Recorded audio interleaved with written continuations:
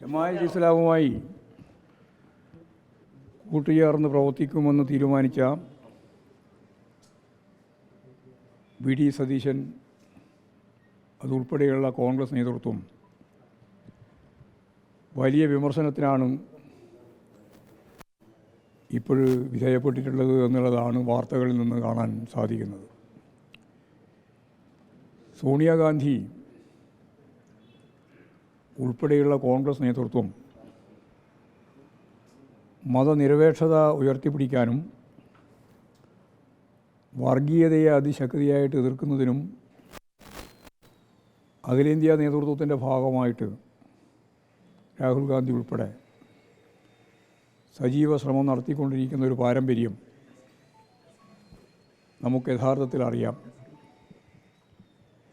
ഈ സന്ദർഭത്തിൽ ചോദിക്കാനുള്ള പ്രബലമായൊരു ചോദ്യം,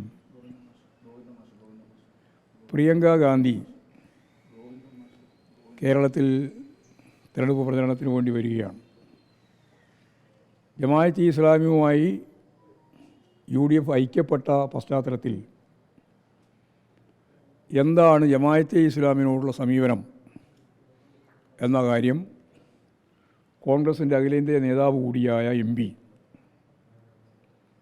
ഇവിടെ പ്രസംഗിക്കുന്നതിന് വേണ്ടി വരുമ്പോൾ ഇന്ന് ചില പത്രങ്ങൾ ഒരു ഭാഗത്ത് പിണറായി വിജയൻ്റെ ഫോട്ടോവും മറുഭാഗത്ത് പ്രിയങ്കയുടെ ഫോട്ടോവും കൊടുത്ത് രണ്ടാളും മണ്ഡലത്തിൽ നിന്ന് പ്രഖ്യാപിച്ചിട്ടുണ്ട്.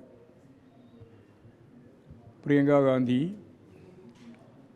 ഇവിടെ കോൺഗ്രസ്സുകാർ ഇപ്പോഴും പറഞ്ഞ ജമാഅത്തെ ഇസ്ലാമുമായി ബന്ധപ്പെട്ടിട്ടുള്ള ഐക്യത്തെ ഏത് രീതിയിലാണ് അവതരിപ്പിക്കുന്നത് കാണുന്നത് എന്ന് പരസ്യമായിട്ട് ജനങ്ങളോട് പറയാനുള്ള ബാധ്യത അവർക്കുണ്ട്.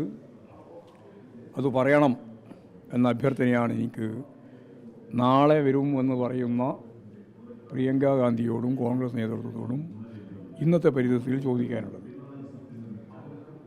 മറ്റൊരു കാര്യം, സാഹിത്യകാരന്മാരുടെ കൂട്ടായ്മ അപൂർവമായൊരു സംഭവമായിട്ട് ഇന്നലെ ഇവിടെ ഫലപ്രദമായിട്ട് സംഘടിപ്പിക്കപ്പെടുകയുണ്ടായി. അവർ തന്നെ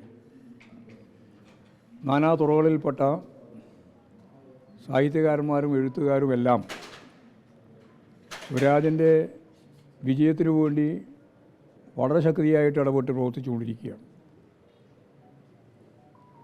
സച്ചിദാനന്ദനെ പോലെയുള്ള ഏറ്റവും പ്രമുഖരായ എഴുത്തുകാർ എനിക്ക് നിലമ്പൂരിൽ വോട്ടുണ്ടായിരുന്നുവെങ്കിൽ ഞാൻ സ്വരാജിന് വോട്ട് ചെയ്യുമായിരുന്നു എന്നും അതിനെ തുടർന്ന് നിരവധി സാഹിത്യകാരന്മാർ കലാകാരന്മാർ ആ കാര്യം ആവർത്തിച്ച് പറയുകയും ചെയ്യുകയുണ്ടായി. കേരളത്തിലെ ഏറ്റവും പ്രഗത്ഭനായിട്ടുള്ള കഥാകൃത്ത് ആരാണ് എന്ന് ചോദിച്ചാൽ ഒരു ചോദ്യത്തിൻ്റെ ഉത്തരത്തിന് ഒന്നേ ഉള്ളൂ ഒരു ഉത്തരം. അത് ഏറ്റവും പ്രമുഖനായ കഥയുടെ കുലപതി എന്നറിയപ്പെടുന്ന ശ്രീ ടി പത്മനാഭനാണ്. ഞങ്ങളെല്ലാം പപ്പാട്ടൻ എന്ന് വിളിക്കുന്ന ടി പത്മനാഭൻ. ടി പത്മനാഭൻ കഥകളെ ഇത്രത്തോളം ആഴത്തിൽ മനസ്സിലാക്കുകയും പഠിക്കുകയും ഉൾക്കൊള്ളുകയും ചെയ്തിട്ടുള്ള ഒരു രാഷ്ട്രീയ നേതാവ് എന്ന് ഞാൻ പറയുന്നില്ല. കാരണം രാഷ്ട്രീയത്തെക്കാൾ ഉപരിയായിട്ട് സാഹിത്യത്തെ സ്നേഹിക്കുന്ന, സാഹിത്യരചനയിൽ തന്നെ ശ്രദ്ധ ചെലുത്തിയിട്ടുള്ള സ്വരാജിനെ അദ്ദേഹം പറഞ്ഞു എൻ്റെ സ്വന്തം സ്വരാജാണ്. M. മോഹനെ പോലെ ഒരു സാഹിത്യകാരനെയും കലാകാരനെയും നമുക്ക് താരതമ്യം ചെയ്യാനില്ല ഇപ്പോഴും മലയാളത്തിൽ, നോവൽ സാഹിത്യ മേഖലയിൽ പ്രത്യേകിച്ച്. തുറന്നെഴുത്തിൽ ഏറ്റവും പ്രധാനമായിട്ട് പങ്കുവഹിച്ചുകൊണ്ടാണ് അദ്ദേഹം സാഹിത്യ ലോകത്തേക്ക് കടന്നു വന്നത്. അദ്ദേഹം പറഞ്ഞത് എൻ്റെ സ്വന്തം സ്വരാജ് എന്നാണ്. ഞാനിനി കൂടുതൽ പേര് പറയുന്നത് 2 പേര് പറഞ്ഞു എന്ന് മാത്രമേ ഉള്ളൂ. ഇവിടെ ഇന്നലെ ആ സംഗമത്തിൽ പങ്കെടുത്ത നൂറുകണക്കിന് സാഹിത്യകാരന്മാരും കലാകാരന്മാരും സ്വരാജിനെ നെഞ്ചേറ്റുന്ന നിലയാണ് സ്വീകരിച്ചത്.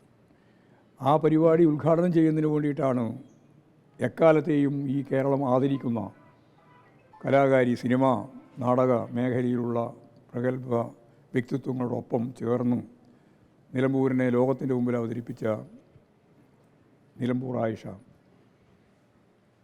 അവർ അവിടെ ഉദ്ഘാടനം ചെയ്യാൻ വന്നു എന്നുള്ളതിൻ്റെ ഭാഗമായിട്ട് കോൺഗ്രസ്സുകാരുടെ പൊതു നിലപാടെന്താണെന്ന് വ്യക്തമാക്കിയിട്ടുണ്ട്. അത് വി ഡി സതീശൻ തന്നെയാണ് വ്യക്തമാക്കിയത്. കാരണം ഇവരെല്ലാം എന്തോ പ്രതിഫലം പറ്റിയിട്ടാണ് അതിപ്പോൾ വൈശാഖ മാഷം ഉൾപ്പെടെ ശക്തിയായിട്ട് അതിനെ എതിർത്ത് ഇന്ന് വിശദീകരിച്ചിട്ടുണ്ട്, ഇന്നലെ തന്നെ വിശദീകരിച്ചിട്ടുണ്ട്. അപ്പോൾ അതാണ് അവരുടെ ആറ്റിറ്റ്യൂഡ്.